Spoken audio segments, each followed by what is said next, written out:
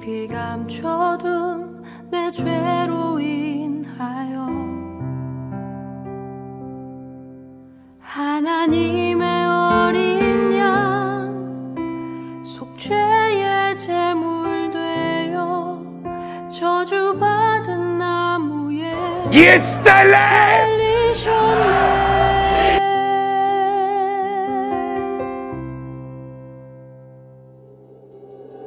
내가 예수를 당신을 부인했습니다. 내가 예수를 당신을 못 박았습니다.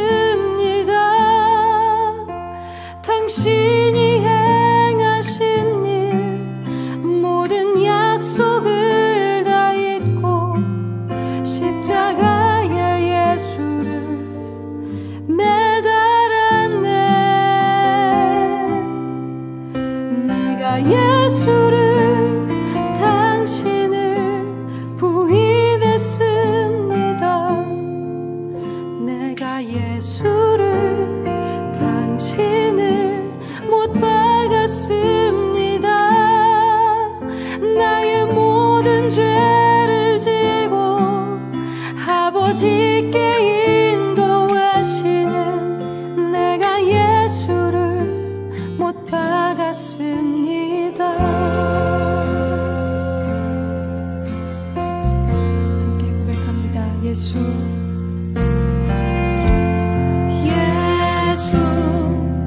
흠도 죄도 없는 당신이 깊이 감춰둔 내 죄로 인하여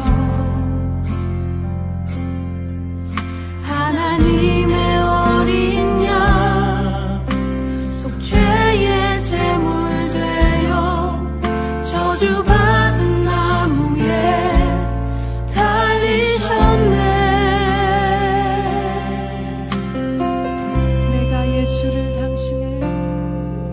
내가 예수를 당신을 부인했습니다. 내가 예수를 당신을 못 박았습니다. 당신이 행하신 일 모든 약속을 다 잊고 십자가에 예수를 매달았네. 내가 예수를 당신을 부인했습니다. 내가 예수를 당신을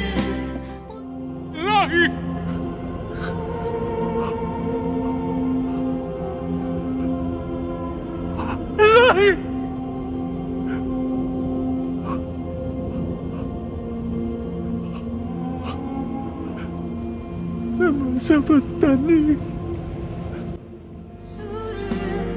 당신을 못 박았습니다. 당신이 행하신 일 모든 약속을 다 잊고 십자가에 예수를 매달았네. 내가 예수를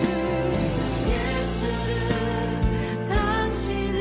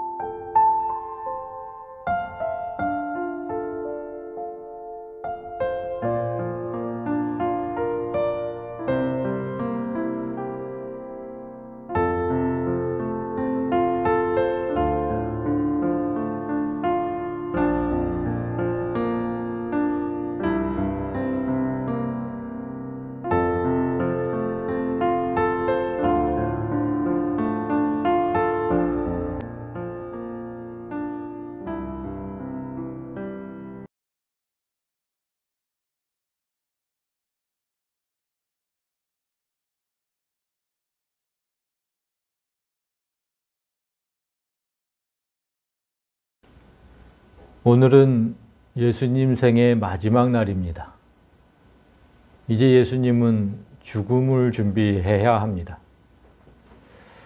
그런데 여러분, 죽음은 어떻게 준비를 해야 할까요? 제가 저라면 어떻게 했을까 잠시 생각해 보니까 저라면 일단 태울 건 태우고 버릴 건 버리고 저와 관련된 물품들을 싹 정리했을 것 같더라고요.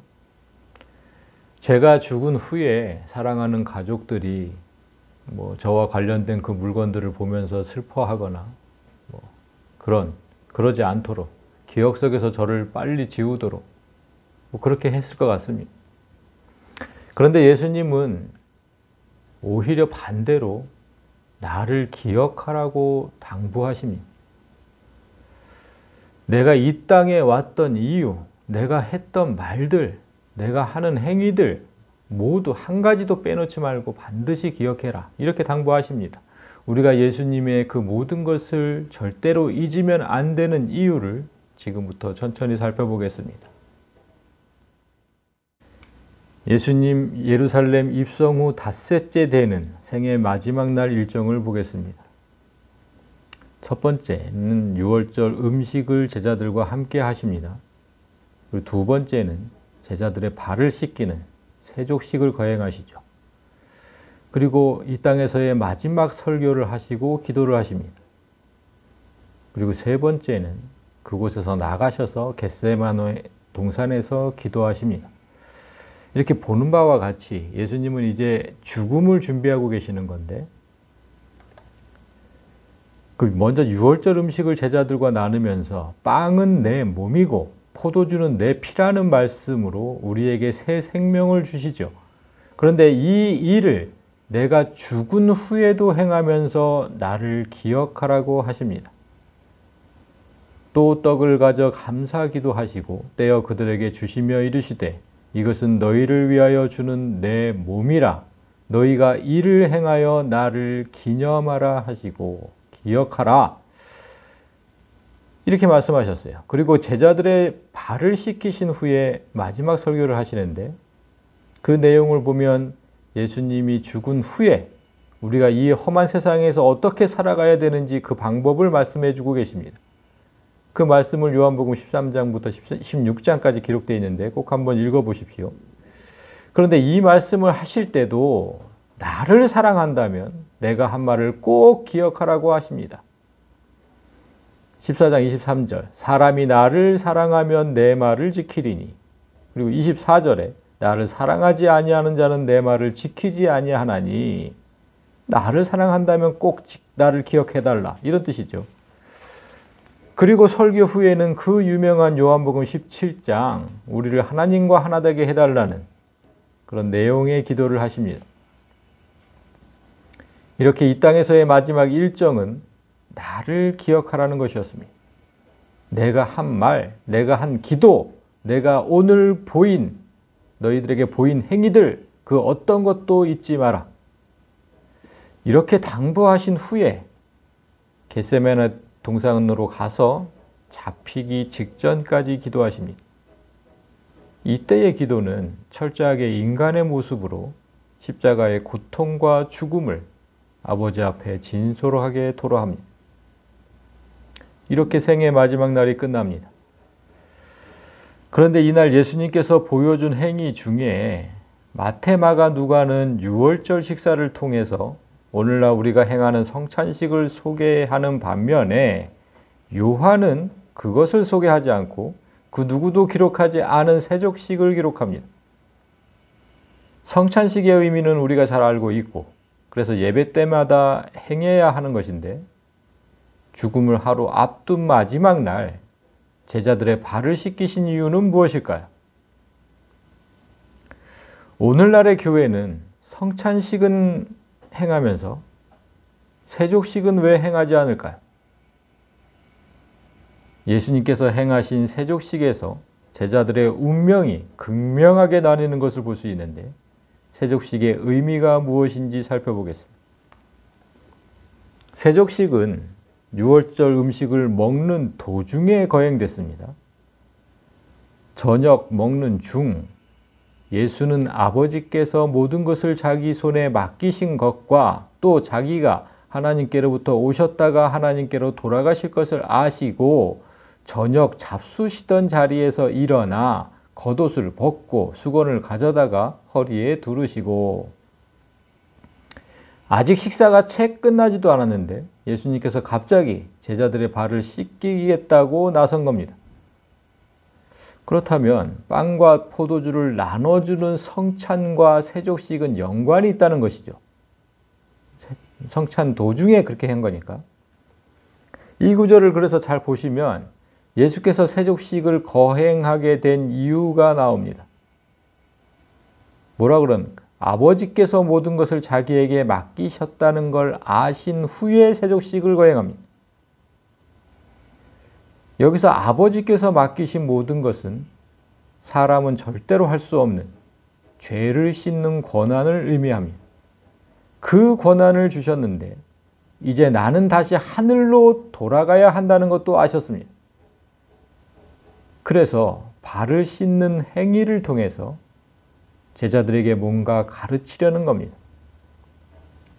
이에 대야에 물을 떠서 제자들의 발을 씻으시고 그 두르신 수건으로 닦기를 시작하여 시몬 베드로에게 이르시니 베드로가 이르되 주여 주께서 내 발을 씻으시나이까? 베드로의 차례가 오자 베드로가 말합니다. 어째서 제 발을 씻기십니까? 사실 제자들은 예수께서 떡과 포도주를 주며 하신 말씀도 이해하지 못했고 지금 발을 씻겨주시는 이유도 알지 못합니다. 그러자 예수께서 이렇게 말씀하시죠. 예수께서 대답하여 이르시되 내가 하는 것을 네가 지금은 알지 못하나 이후에는 알게 될 것이다. 너희가 지금 내가 한 말, 내가 한 기도, 내가 오늘 너희에게 보인 행위들 어떤 것도 잊지 마라. 지금은 이해할 수 없겠지만 성령이 너희에게 임하는 그날에는 이 모든 이유를 알게 될 것이다. 이런 말씀입니다. 그러나 베드로는 지금 이해하지 못하니까 나중에 알게 될 거라는 말씀에도 한사코 거절합니다. 베드로가 이르되 내 발을 절대로 씻지 못하시리이다. 예수께서 대답하시되 내가 너를 씻어주지 아니하면 네가 나와 상관이 없느니라. 유대 사회에서는 손님의 발을 씻겨주는 게 최고의 미덕이었습니다. 그들은 샌들을 신고 다녔기 때문에 발은 항상 흙으로 더럽혀졌죠. 그래서 이들에게 발 씻는 물은 남의 집에 들어갈 때에 꼭 필요한 예의였고 피곤을 씻는 반가운 물이기도 했고 심지어 그 발을 씻겨준다면 그 주인의 배려에 감사하게 됩니다. 그 최고의 배려거든요. 그러나 그 일은 주인이 하지 않죠. 종들이 합니다. 종들을 시켜서 발을 씻겨주라고 하는 거죠. 따라서 내 삶의 주인이며 스승이신 예수께서 친히 제자들의 발을 씻기려 할 때 베드로가 완강하게 거절하는 모습은 자연스러운 겁니다. 베드로가 거절하자 예수님이 말씀하시죠. 내가 너를 씻어주지 아니하면 네가 나와 상관이 없느니라. 발을 씻는 행위로 제자들이 깨닫길 원하는 것은 내가 너의 죄를 씻기는 구원의 주라는 사실입니다. 따라서 예수님은 죄를 씻기지 못하는 사람과는 아무 상관도 없습니다. 그래서 이 말은 마귀들이 제일 많이 사용합니다.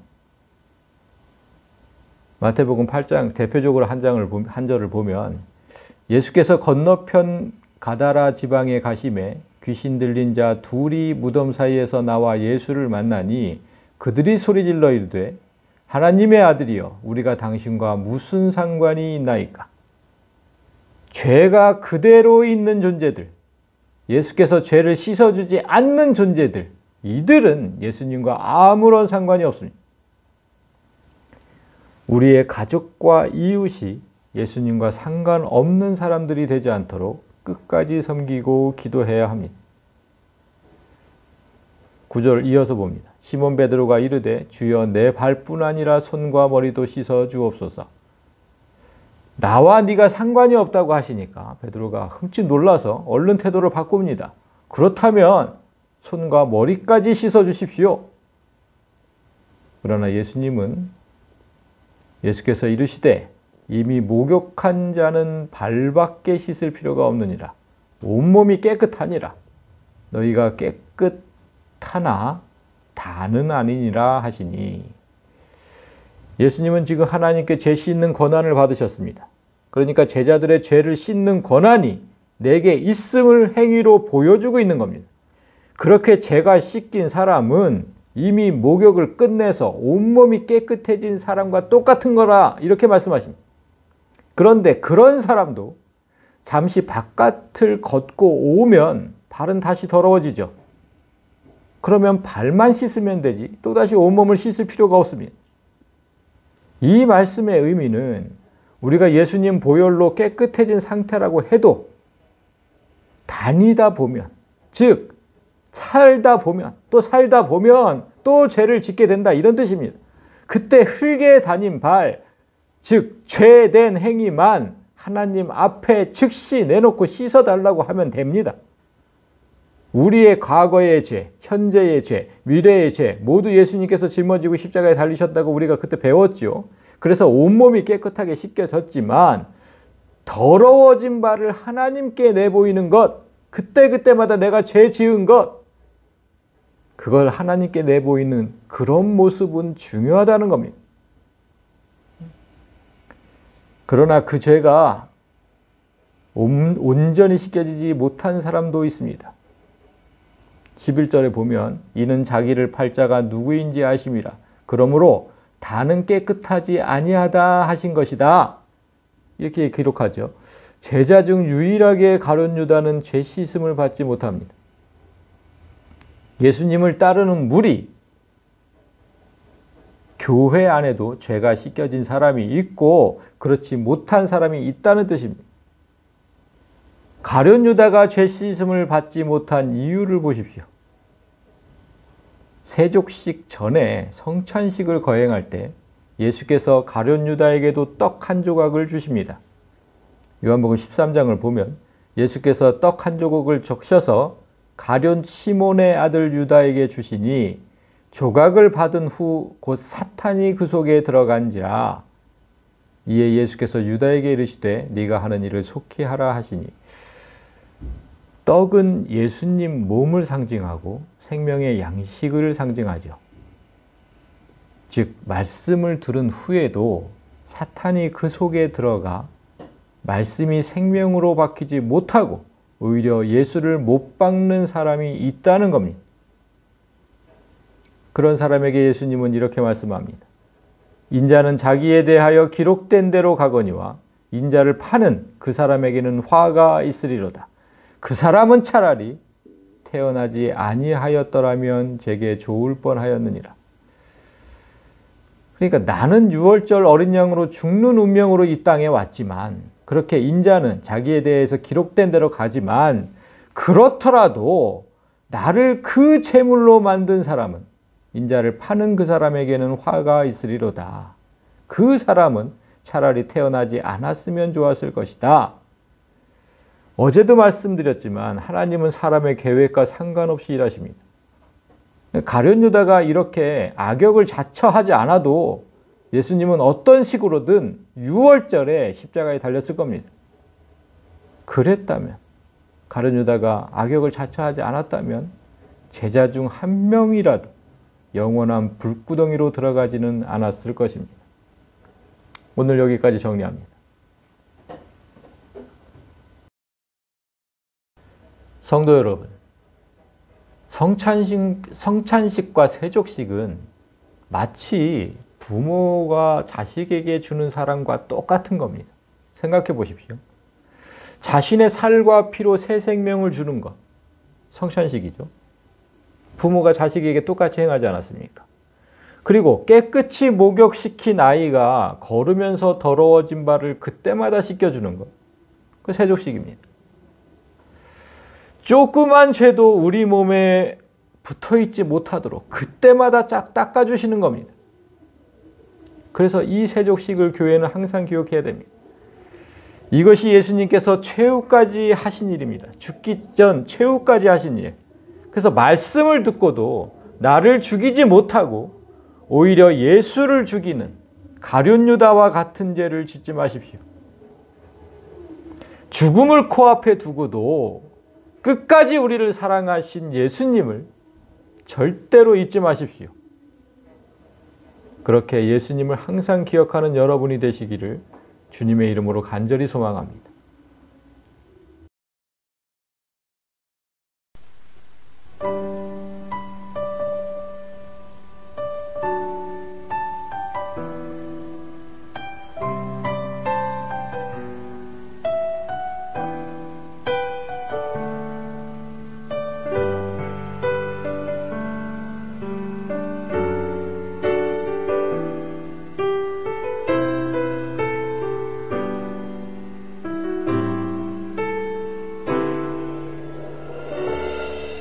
다 표현 못해도 나 표현하리라. 다 고백 못해도 나 고백하리라. 다 알 수 없어도 나 알아가리라. 다 닮지 못해도 나 닮아가리라.